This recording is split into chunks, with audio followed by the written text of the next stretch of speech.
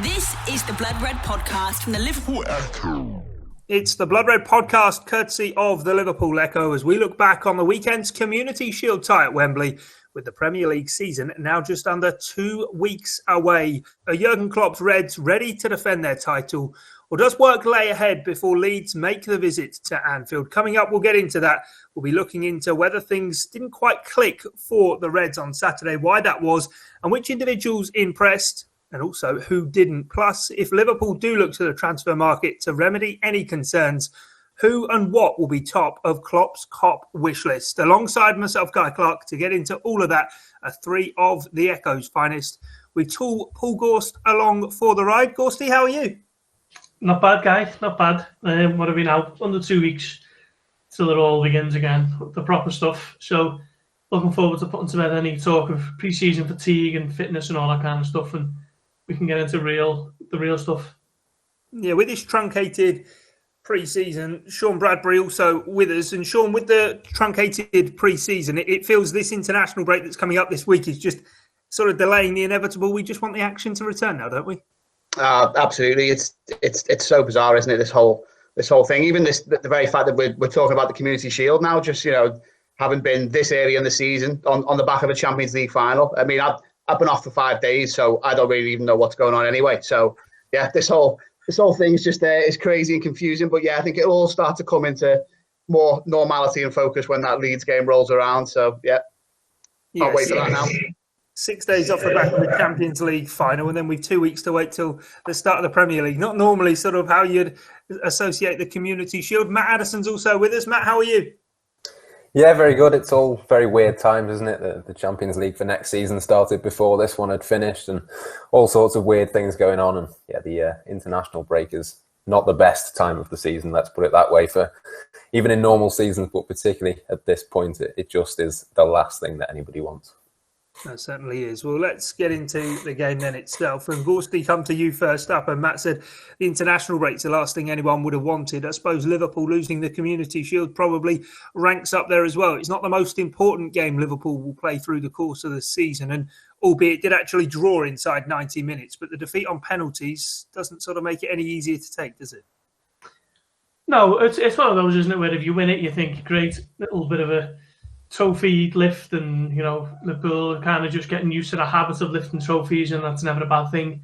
But it's one of those, when you lose it, you kind of shrug and think, oh well, it's only a friendly anyway. So it's very much just, as Jurgen Klopp said on Friday, actually, it's very much just kind of how important you view it to be, and that is how important Liverpool see it. I mean, I don't think there'll be any too many disheartened when they came out to Wembley on Saturday evening in the Liverpool team bus. It's one of them, isn't it? Liverpool lost it last season and went on and won the league by 18 points. So if we're looking at omens, then that's probably a perfect one.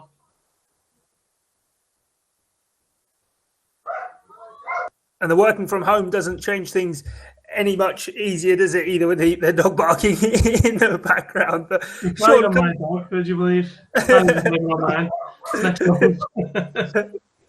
Sean, we'll get into sort of the game in a bit, and we'll talk, as I said at the top, about the individuals and where it sort of leaves Liverpool before the season. But remarkable coincidence to last season, which Gorsty said there, Liverpool lost the Community Shield and went on and won the league title by 18 points. They drew the game 1-1 last year with Man City and lost 5-4 on penalties. I think it was the exact same minute as well in which they conceded the opening goal. So maybe we don't want to read all too much into this. Yeah, I agree with everything Frankie said there, by the way. Thought he was spot on. No, yeah, you're absolutely right. I think that's the one thing, isn't it? I think it's far from a meaningless friendly, this game. You can tell that by the reactions of the players at the end, and Klopp did the right thing, making sure no one escaped down the tunnel, and they all watched what just happened, and Arsenal lifting the trophy and that type of thing. But yeah, it's got to be judged first and foremost by where it falls in the schedule, and as we've already said, for it to come even earlier than normal makes it an even stranger game than normal. You're absolutely right. It followed almost the exact same pattern as last season, and I think that speaks to what Klopp and his backroom staff put the players through at this time of year. We've seen all the stuff from the training camp over in Austria, and the club have said that the sessions they're doing now are more like early season sessions. It's not quite as intense and hard graft. There's all the fitness stuff that normally needs to be done, obviously because of the situation we're in and with the much shorter gap between last season and next. But yeah, you still see those heavy legs. I think you saw it in the second friendly game, the one against Salzburg. Liverpool found themselves 2-0 down very quickly, and they came on strong in the second half. And as you said, Guy, that's exactly what happened in the Community Shield last year. I thought Liverpool were almost unlucky not to win that in 90 in terms of the City game last season. And you can almost make the case for that being the same on Saturday. I was watched it in town and was a little bit disappointed at the end. I'm not going to lie. Obviously, penalty shootout heartbreak is never something you really want to see, even though it's not a game of the biggest magnitude. But to be honest, the more I've reflected on it, the more I've seen in the performance that was arguably positive. I think we'll come on to the changes that were made in the second half and some individual performances. But yeah, overall, I think it's disappointing. It's annoying. The players' faces told that story, but yeah, you can't be making firm conclusions based on a game this early in the pre-season. No, last pre-season as well, Matt, was quite similar in many ways as well. Remember the games out in France and also Napoli at Murrayfield as well. Didn't all go Liverpool's way. And talking of those coincidences as well, even the penalty shootout was quite similar. 5-4 scoreline. Last year, Gini Wijnaldum missed. This year, he was taken off just before the end. Ryan Brewster came on for him. And unfortunately, of course, it was Brewster who missed again. But echoing really what Sean says there, that I suppose really for the Reds, they don't really want to be drawing all too many conclusions at this stage. No, I mean, it's not something that you would ever imagine Liverpool and Jurgen Klopp would ever make a knee-jerk reaction off the basis of one match. If Liverpool had won that penalty shootout, I'm sure the reaction from Liverpool fans and that sort of thing would have been slightly different. I don't think the performance was particularly worrying or concerning or anything like that. It's just a case of, it was one of those games where on another day, some slightly different things. If Mohamed Salah had been a yard further in front on a couple of those crosses or something like that, we could be looking at it in a very different way, I think. So, look, the most important thing was that Liverpool got the extra minutes in their legs, got the extra preparation.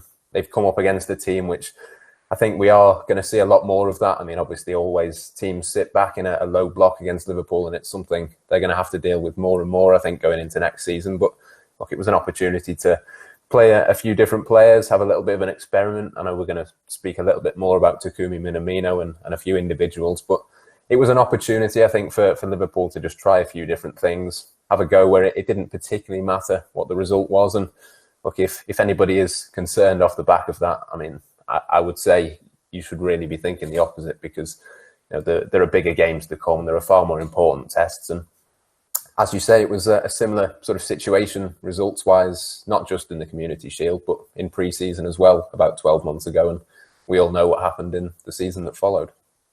Yeah, Gorsty, on that point as well there that Matt makes in terms of sides sitting in a low block, I think when some of the sides maybe battling relegation or lower down in the Premier League come to Anfield and do that, you sort of expect it, but maybe not of a side maybe quite like Arsenal, who in recent years, of course, Liverpool have had so much joy up against what's effectively been an open gate in defence. Yeah, definitely. I think Liverpool, under Jurgen Klopp, before Saturday, he played 10 games and he'd scored over 30 goals. 5 of them were in that crazy League Cup game in November, was it, or October?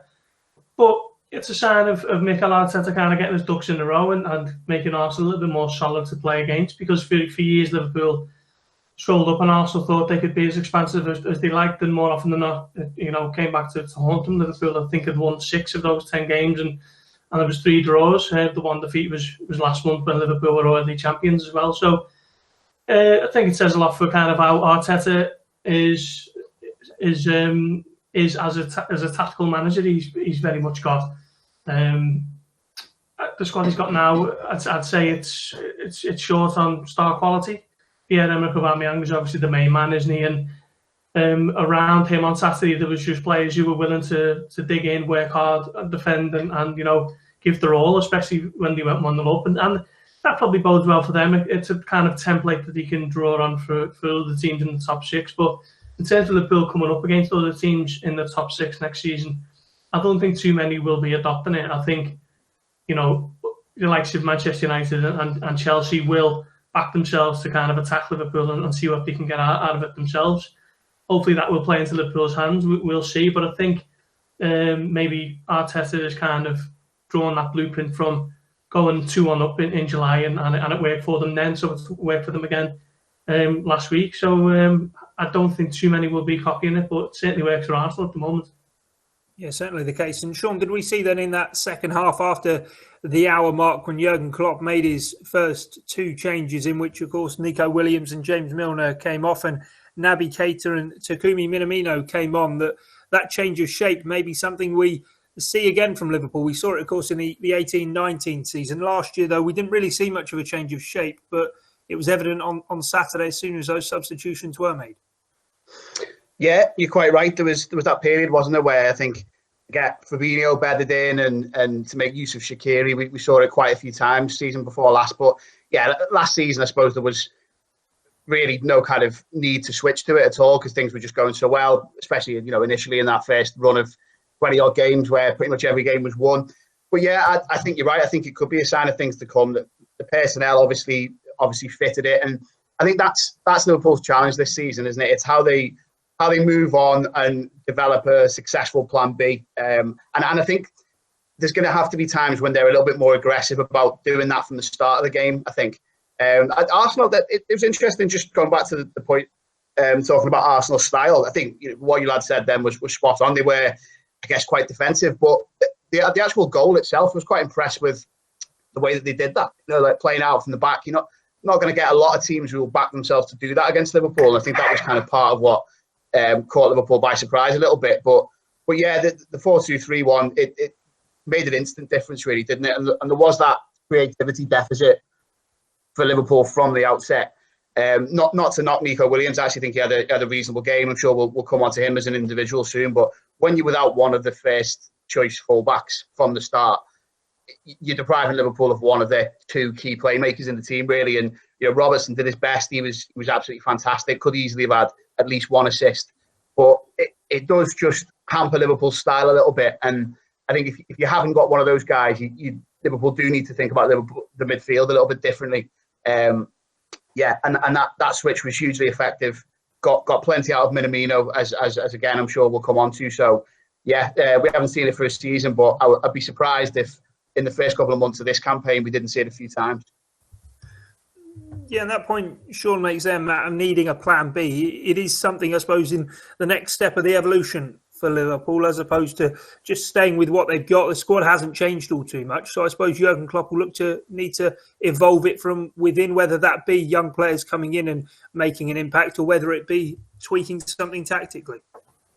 Yeah, I suppose that's where the argument that a lot of fans would say, well, you've got to go out and got to spend money and bring in new players and make transfers and do that sort of thing. I suppose that is kind of where it stems from. It's about not standing still. It's about changing and making sure that teams can't look back at last year and try and work you out almost. But I think that is a way for Liverpool to do that. We didn't see a huge amount of Takumi Minamino last season. When we did, he came in bits and pieces, but didn't really have a sustained run in the side. And it would be interesting if, Jurgen Klopp did start to use him a little bit more from the start.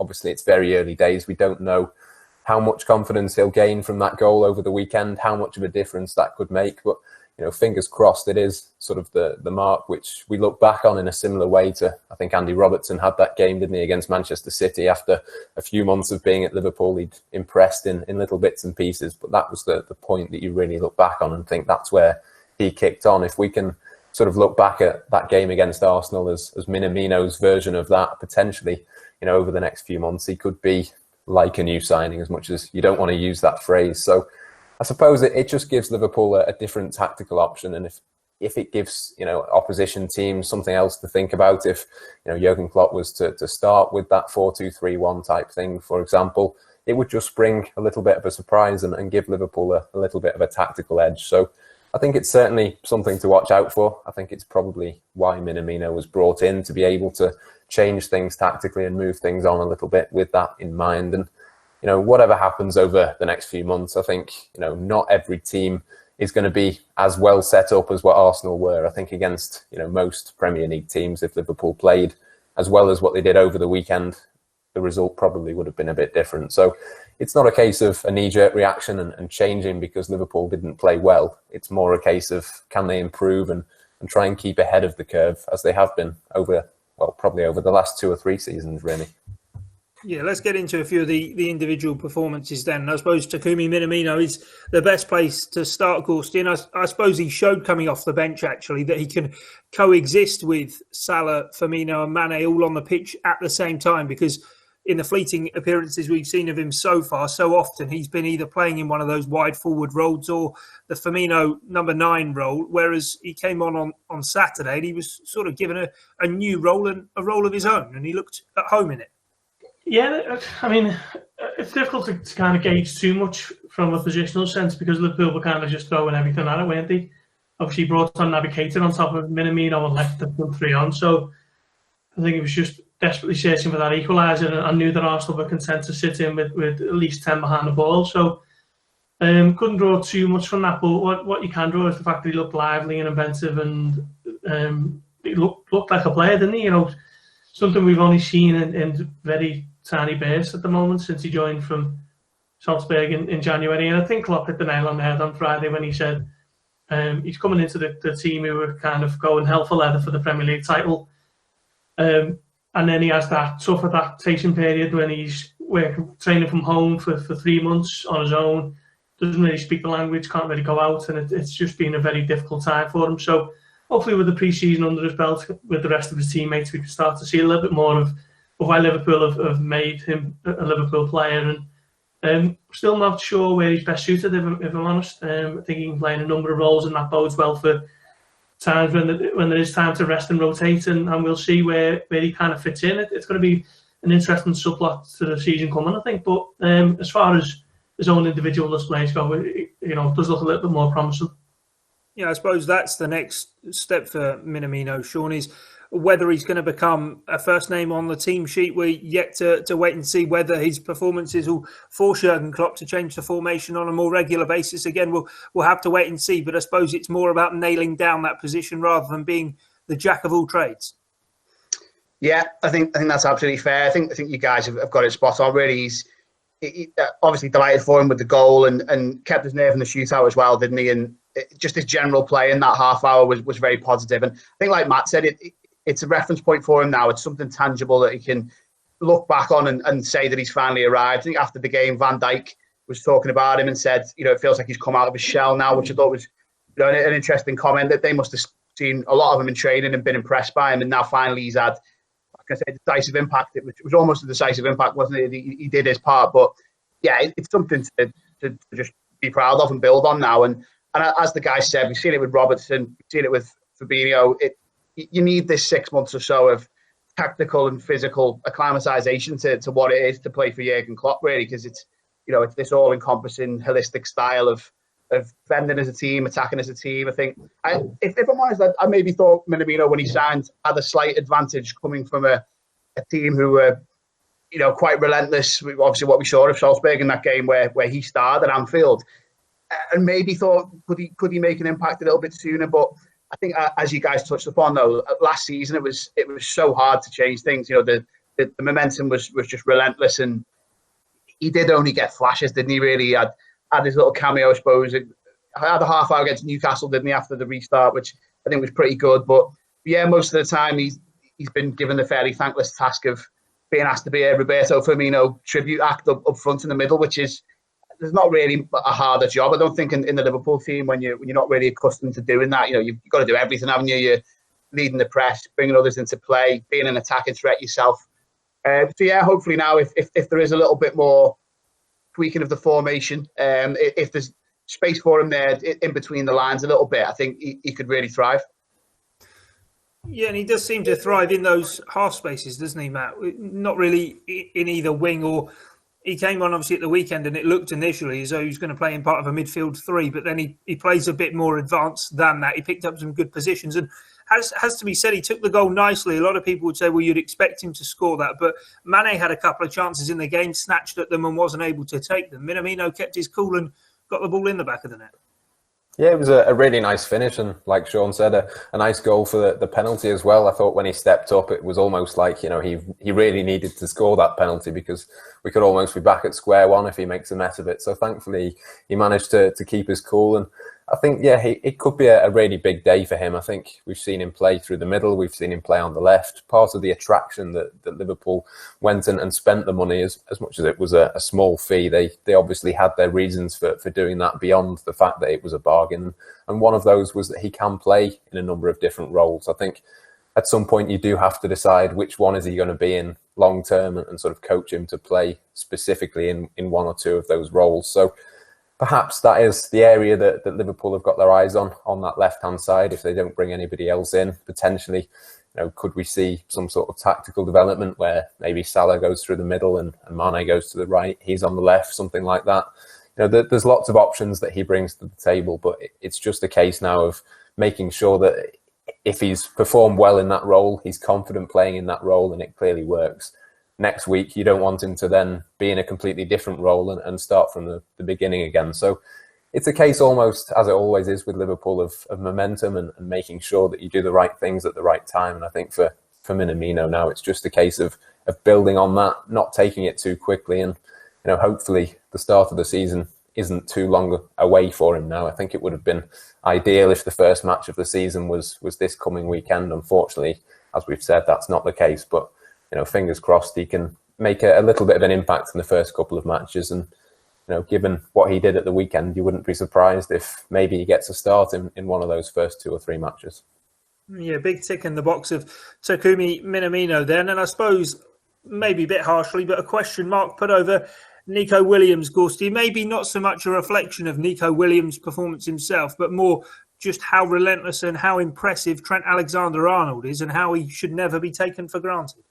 Yeah, no question marks over Nico Williams. I think it's harsh if you're judging him that way. He's up against Arsenal star man, is he, up on the left, one of the world's best players, one of the best strikers in the Premier League. So he'd give anyone a tough day, not least someone who was making just his third Liverpool start, I think. And as you say, it just shows kind of how influential Trent Alexander-Arnold is on that right side. It almost kind of made Arsenal think that they didn't have to worry too much about that right-hand side and just focus on getting as many bodies shifted over to the other side, for Andy Robertson, who played well, particularly first half, but his crosses were just being met time and again by Arsenal defenders who knew that they could sit inside their own 6-yard box and clear those all day, because Liverpool don't have the kind of attack who are going to kind of win headers and they don't have a typical number 9, do they? So, losing, I think Jamie Carragher called it last season, having Trent Alexander-Arnold as Kevin De Bruyne at right back. So losing that, a player that good is always going to impact on you, and so it showed. Unfortunately, that's just what happens when you lose one of your best players. I don't think it's any massive slight on Williams, and he will improve and get better as the season goes on. But there's no question when Trent doesn't play that Liverpool lose quite a lot of creativity. And I suppose, Sean, then that creativity void that's left when Trent doesn't play, you've still got, as we've already alluded to, Robertson flying down the left flank, but then you're looking for the midfield to step up, which we mentioned Minamino when he came on and really played in a forward role, but Liverpool were lacking that. It seemed somewhat bizarre, therefore, that James Milner in the end ended up starting over Naby Keita, because he has looked good in pre-season, Keita. Yeah, absolutely. I think that is a fair shout. I suppose it's a difficult one, isn't it, for the game? Like we said, it's not just a meaningless friendly. It was a significant one. I can understand the thinking of having Milner's experience out there, especially on that side of the pitch where Williams is.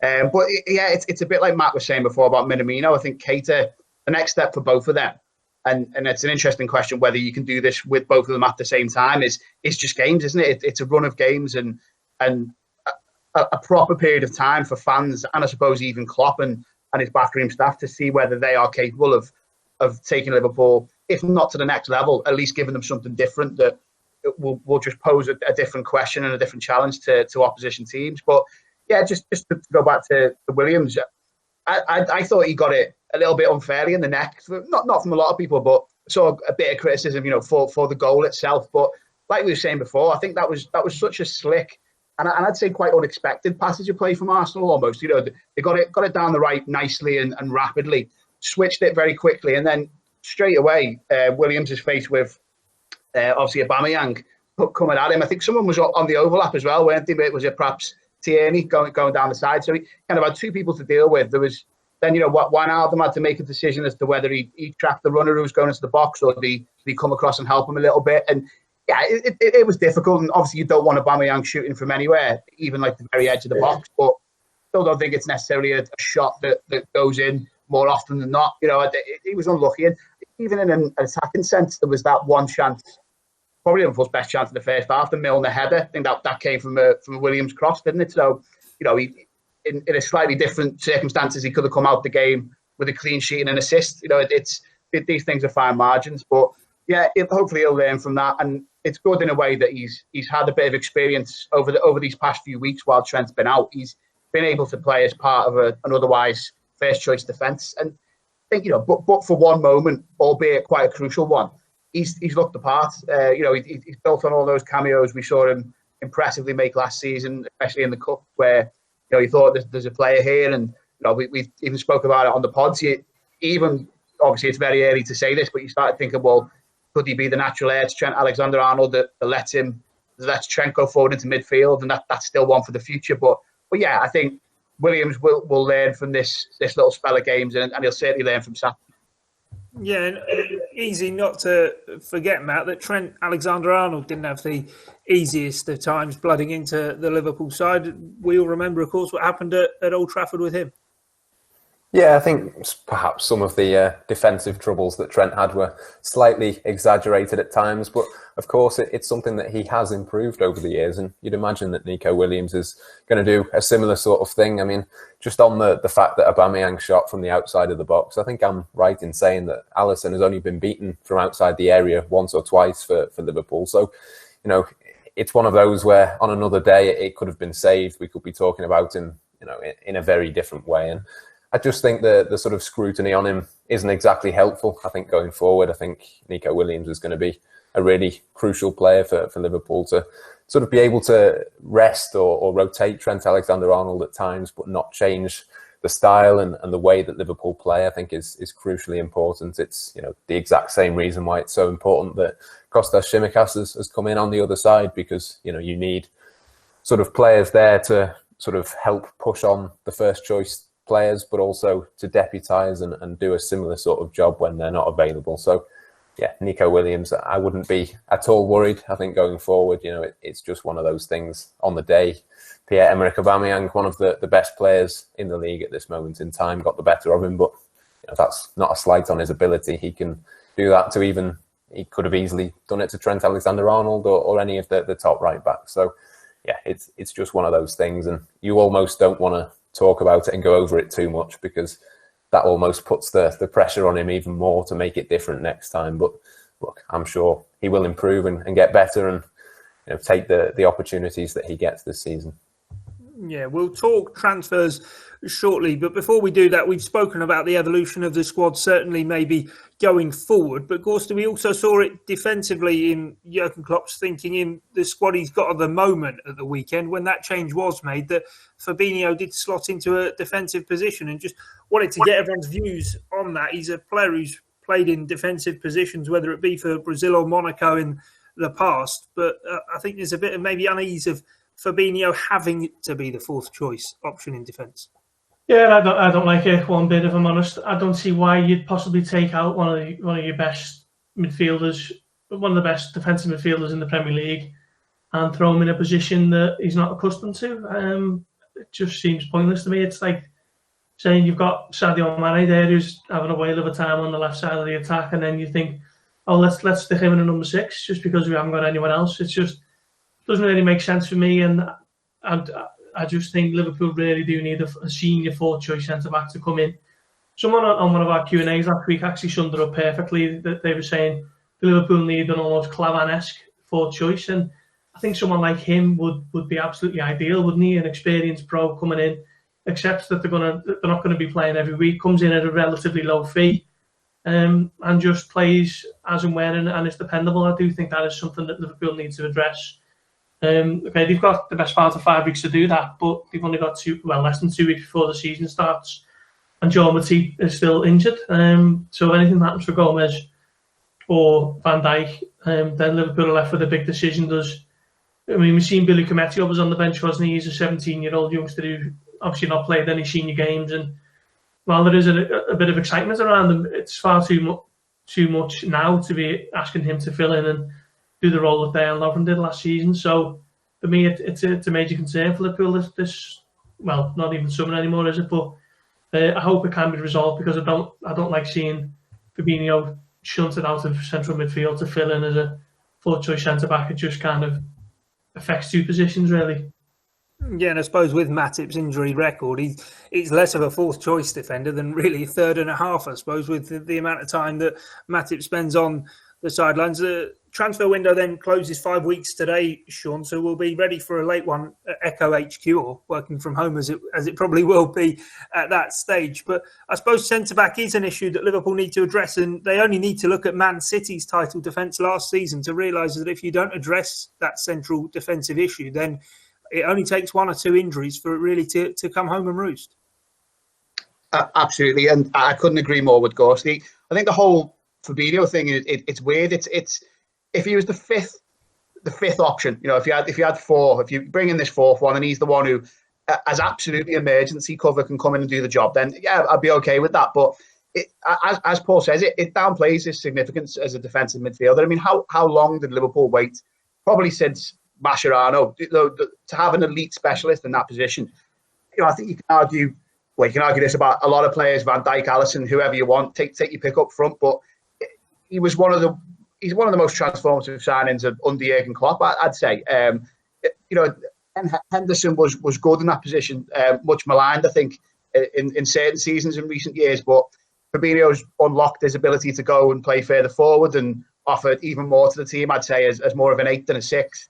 So to talk about shunting him back to centre-half on a kind of semi-regular basis and then having to reconstitute the midfield, I think is crazy. And as Gorsty said as well, youngsters, Sepp Vandenberg, that I don't think looks kind of physically quite there yet. Billy Cometio, perhaps does, but as he got the nous and the experience you need and require from playing and dealing with different types of attackers and just becoming a bit more wily, that's probably years away, you'd say, for a centre-half. I think it is without a doubt the most pressing transfer need. And as Gorsty says, I think one astute signing of someone who's got that bit more experience and a few more seasons under their belts could quite easily solve it. Someone like Klavan is absolutely what Liverpool need. Yeah, it might not be the glamour signing, but as Gorsty said, Ragnar Klavan to come in at Liverpool, it would be ideal, mate. It would be the sort of player they need, because even if you think of someone like Keanu Hoover, who's come in and we have seen in the first team, when we've seen him more recently, he's always been playing at right back at first team level. Yeah, that's it. I think Liverpool do need a short-term option because they've got these three highly rated players, Cometio, Hoover and Vandenberg, who are probably all at least, you'd say, 2 years away from being ready to be that fourth choice. I mean, Cometio was obviously impressed. He's the name that's on everyone's lips. But even if he was ready and Jurgen Klopp was ready to make him the fourth choice centre-back, if he was to come in and play with Van Dijk, you'd then have to play him on the left and move Van Dijk across to the right side of centre-half. So even that would be disrupting the sort of back line. So I just don't think that's going to be the case. I think if Liverpool don't sign anyone, it is going to be Fabinho. And that is, as the lads have said, a massive concern really for me, because Manchester City is the classic example. We've all sort of compared Liverpool and Manchester City's transfer strategy. And we've said for months how, Liverpool are doing things the right way. They spend money on the right players. They plan things with such meticulous detail. It would seem really strange then to use a player like Fabinho in that position rather than go out and find someone to buy. So there's still 5 weeks left of the transfer window. Fingers crossed Liverpool do something, because I do think it would be an error, really. It would certainly be, at the very least, taking a massive gamble when you don't really need to at this stage. Liverpool are Premier League champions. There's no reason for them not to go and get someone just as a short-term option, because otherwise you are effectively just taking the risk that someone like Joe Gomez or Joel Matip, who do not have the best injury record, whether it's little things, whether it's longer things in the case of Joe Gomez that haven't really been sort of niggling injuries, but have been there. There's no doubt about it. It would just seem a massive risk and one that could very easily backfire next season. Yeah, I think you're taking a gamble. It's certainly the phrase. We don't really see Liverpool do it, but looking elsewhere in the squad then, Gorsty, of where Liverpool might look to do business, Ismail Assar's been a man who's been linked and would obviously perhaps offer depth in the forward areas. Of course, we know about the Thiago Alcantara links in the midfield, but do Liverpool still need someone who, whether it be a forward and a midfield player or just either or, someone who can add extra creativity and flair to the squad in a different way, because they didn't create all too many chances other than what Robertson did at the weekend? No, I do think they do need a kind of versatile forward.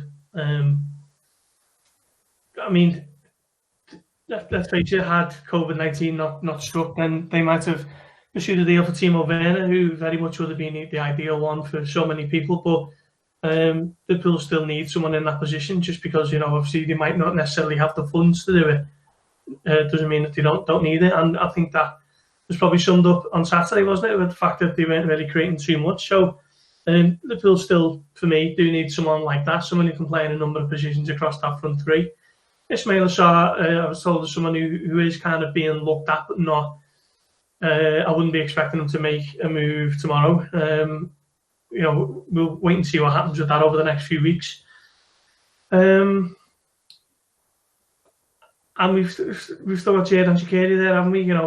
You can say he could be like a new signing, and I think everyone would groan if that was the phrase trotted out by Jurgen Klopp. But he's someone who's barely played all season. He hasn't played. I think he's played about 5 minutes since January.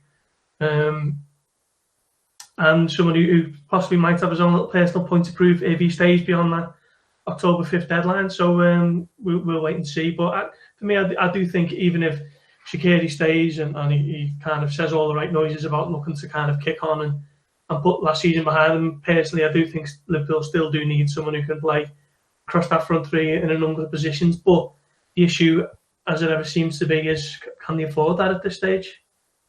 Yeah, I suppose picking up Gorsty's point there, Sean, we spoke about Fabinho, said that was a concern if Liverpool go into the season with him as the fourth choice defender. Is it a concern then the level of the drop-off between Mane, Salah and Firmino in those forward areas as to who the backup currently is? I mean, Ryan Brewster's looked good during pre-season, but he has only got 20-odd games at second-tier level under his belt. He's hardly sort of a proven option if one of those forward players were to be out for any time. And I suppose the financial side of things, after Liverpool have waited so long to win this league title, they wouldn't want to not put up much of a fight in a title defence without wanting to scaremonger and be too doom and gloom at the end of this podcast. No, I think it's a fair point. I mean, I'd still say centre-back would, for me, be the most pressing transfer priority. But then, I think it's then about what is the quickest and best way to having an effective plan B. And, as both guys have said, I'll make it a hat-trick and use the like a new sign and shout myself, because I do think there are genuine signs that Keita and Minamino now have got momentum behind them and can be used in more effective ways by Liverpool this season. And the formation switch, as we've discussed, which did look really good in that last half hour, I think is a genuine different option. And then I think that puts the issue of kind of depth across the forward line into slightly different focus, because obviously the formation is a little bit different then, and the players are playing slightly different roles.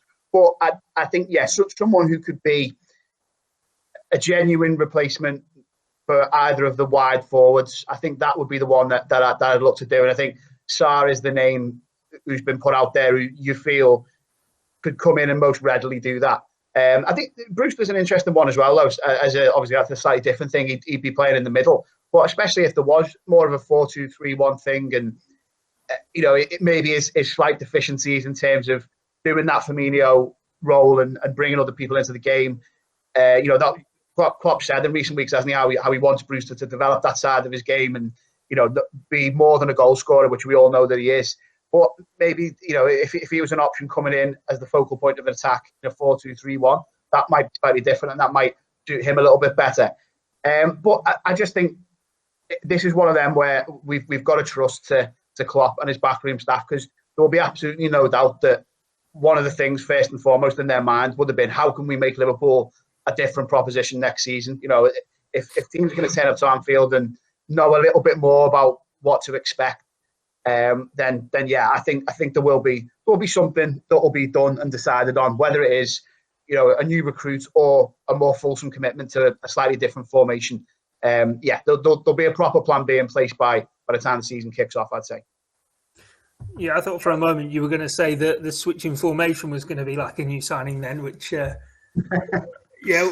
I thought you were going to roll that one out, but you didn't. But Matt, I suppose whether it is a change of formation or whether it is backup for the front three needed, that even one of those two things, Liverpool probably would need an extra forward player coming in regardless.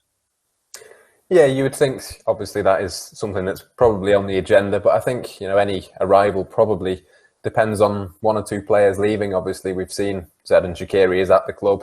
If he was to leave next season, there's almost an argument that you wouldn't need to replace him because he played so few minutes last season. So it's a case of not having too many players as well. I mean, obviously, it comes down to affordability, but it's also about squad size. We know that Jurgen Klopp likes to have a relatively tight group. He doesn't want to have loads of excess players around the edge. And it's just a case of balancing that, I think, as well as the sort of finances of it. I think, you look in midfield, there's not really been any progression on a deal for Marko Grujic, as far as I'm aware, leaving the club at this stage. Obviously, they've put a price tag on him. I think they would be open to him potentially departing, but there's a good chance that he may well still be there. So then would you go out and sign another midfielder when you've already got him added to the group already? Of course, probably the answer is no. So I think it depends really on one or two outgoings. We've seen links with Divock Origi and players like that we've discussed plenty of times, and we're still not quite sure what the future will hold for Rhian Brewster, whether it'll be another loan or whether he'll stick around for